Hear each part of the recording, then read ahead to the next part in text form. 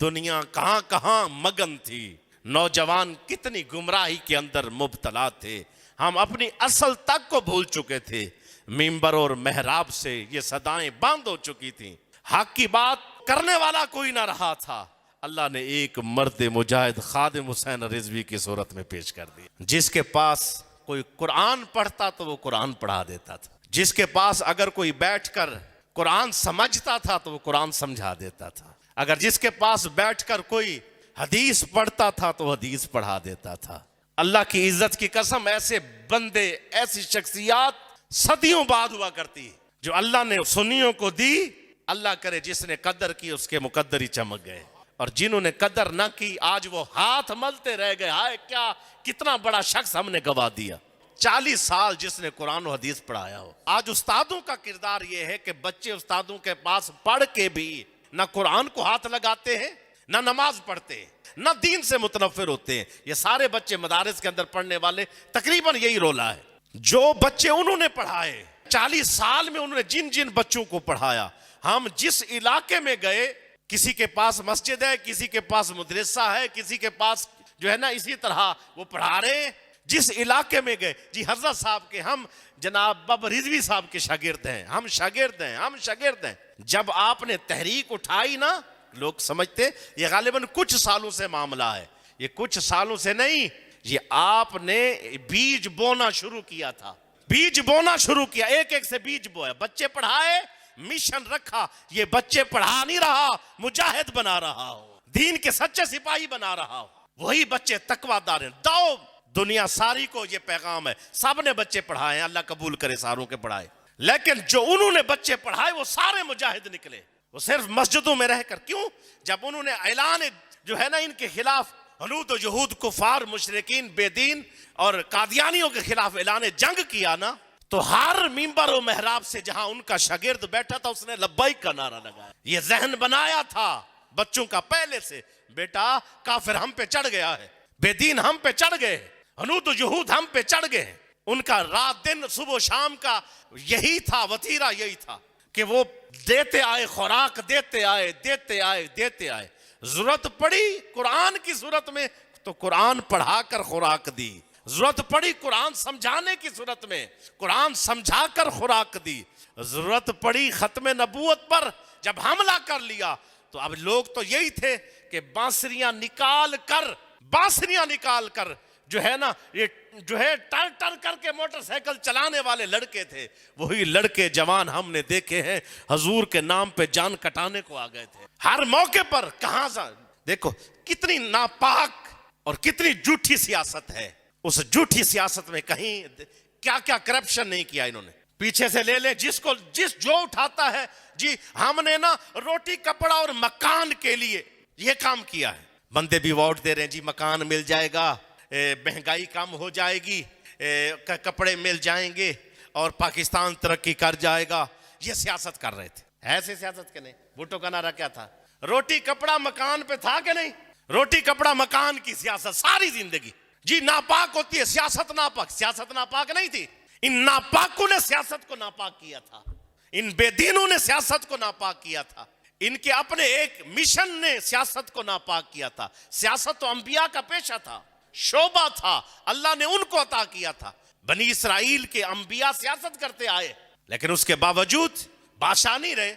حضرت داؤد علیہ السلام، حضرت سلیمان علیہ السلام بادشاہ نہیں تھے، یہ بادشاہ وقت رہے ہیں، سارے نبی بھی تھے، بادشاہ بھی تھے، حکومت بھی چلاتے، سارا کچھ تھا، سیاست پاک تھی، یہ ناپاک شعبہ نہیں ہے، لیکن ان ناپاکوں نے اس کو ناپاک کر دیا، پلیت کر دیا۔ ہر بندہ کہتا ہے، اب آپ کے سامنے الطہور شطر الایمان، پاکیزگی نصف ایمان ہے یا ایمان کی شرط ہے؟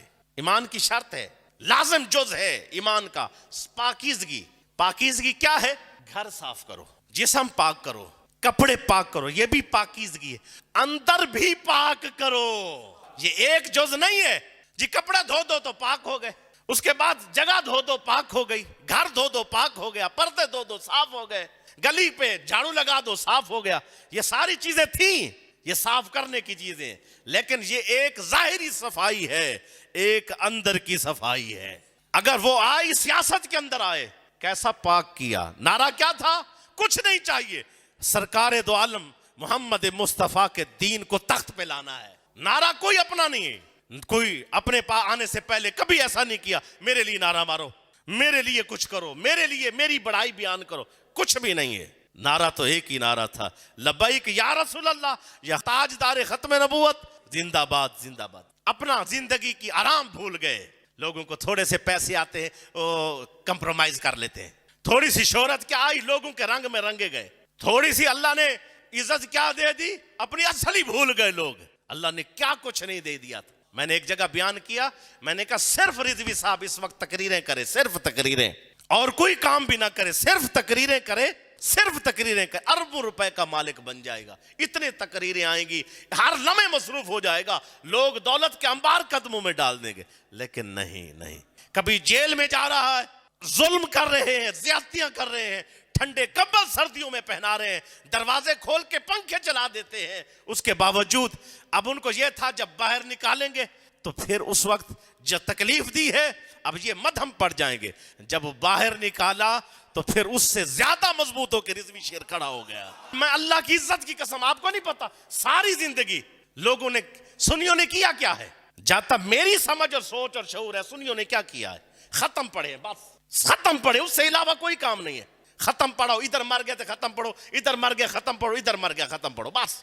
मौलवियों ने सारी जिंदगी खत्म पढ़े हैं, 11वीं पढ़ी है सारी जिंदगी, 12वीं शरीफ में और जो है ना मिलाद पाक के जलसे किए हैं, बस। इनका कोई काम, हलवा खाओ, बिरयानी खाओ, उम्मत ने में चुकी जाओ, बेअमल करी जाओ, और मुफ्त दिया टिकटा लाओ तो जन्नत दो।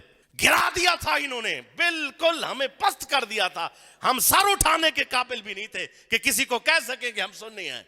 कुर्बान जाएं, एक मर्द कलंदर आया जिसकी अपनी टांगे तो नहीं थी लेकिन कौम को टांगों पे खड़ा कर गया।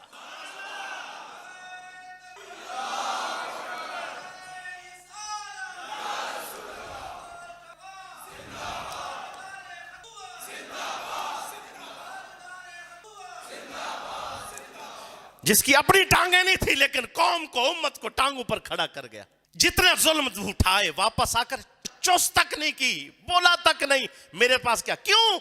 लोग मध्यम हो जाएंगे, बैठ जाएंगे, बुज़दिली का काम है। नहीं, कौन है जिसने अमेरिका को आंखें दिखाई? पूरी दुनिया में 57 इस्लामी ममालिक है, गारंटी के साथ कहता हूं। किसी ने डेरे चमकाए अपने, किसी ने जो है ना अपने अस्ताने बचाए, किसी ने अपनी जो है ना मदारिस बचाते रहे, कोई अपना स्टेटस बचाते रहे। हर चीज दांव पर लगा दी, हर चीज दांव पर लगा दी। कभी अमेरिका को आंखें दिखाई, कभी फ्रांस को आंखें दिखाई, कभी यूरोप को आंखें दिखाई, कभी जर्मनी को आंखें दिखाई, कभी जो है ना मोदी को कहा, अरे पेशाब, गाय का पेशाब पीने वाला मोदी, नाम ले लेकर पुकारा।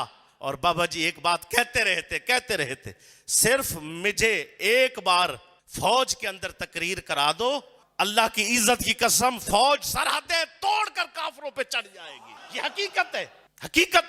निहत्ते लोग ऐसे जो बिल्कुल किसी काम के नहीं थे, दुनिया में पड़े। मैं फिरा हूं पूरी, अल्हम्दुलिल्लाह पाकिस्तान फिरे हम। मैंने तहरीक के साथी पूरे पाकिस्तान में दावत दी है, मैं गया हूं खिताबात के लिए।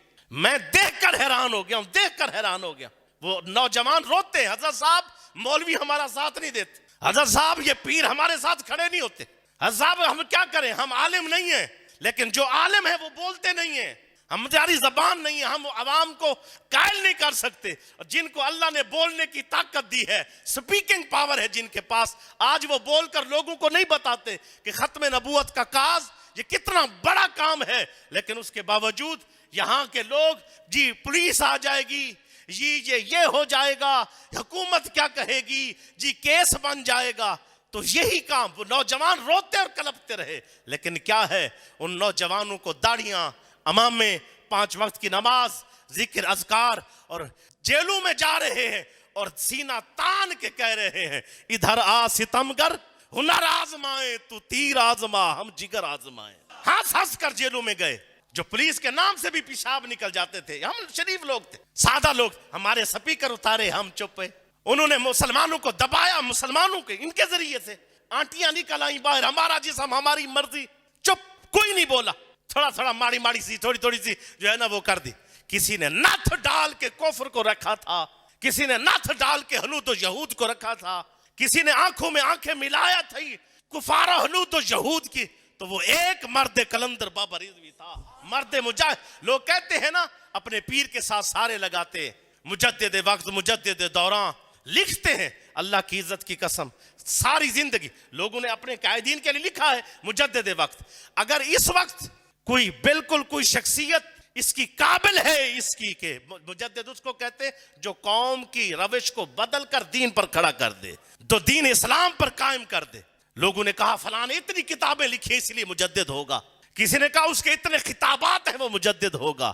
خطابوں سے بات نہیں بنتی، تقریروں سے تحریروں سے بات نہیں بنتی، تقریریں تحریریں خطابات ان کے بھی ہیں، لیکن کیا تھا جو کہہ رہے تھے اس پر عمل کر رہے تھے۔ بندے بعد میں پہنچتے تھے، رضوی شیر پہلے کھڑا ہوتا تھا۔ 102-3 بخار میں بھی دھرنے میں موجود، 102-3-4 پر بخار ہے دھرنے کے اندر موجود، جا رہے ہیں شیلنگ کر رہے ہیں، نعرے مارے جا رہے ہیں، 4-4 گھنٹے نعرے مارتے، 10-10 گھنٹے نعرے مارتے۔ پچھلی بار جب دھرنا ہوا 10 بجے دن کے رائٹ بیٹھ جاتے تھے، صبح ہوتے 10 بجے بیٹھنا ہے، رات کے 3 بجے تک متواتر بیٹھے رہتے تھے، ہلتے بھی نہیں تھے۔ معذور بندہ جس کی ٹانگیں بھی ساتھ نہیں دیتی، جو پیشاب تک خود نہیں کر سکتے تھے، لیکن اس کے باوجود ہمت اللہ نے ایسی دی۔ یہ ساری چیزیں ایک میں جمع ہونا مشکل تھی۔ آج امت روئے گی، اور یہ جب یہ سارے کام ہوں گے جو کہتے ہیں ہم قائد ہیں، میں ان سے سوال کرتا ہوں اگر تم قائد ہو نا اب امت کو لیڈ کرو، لے کے چلو، آؤ لے کے چلو، میرا دعویٰ ہے آپ کو۔ کسی نے کہا ہم جی اب یہ کام کر رہے، آؤ کر کے دکھاؤ۔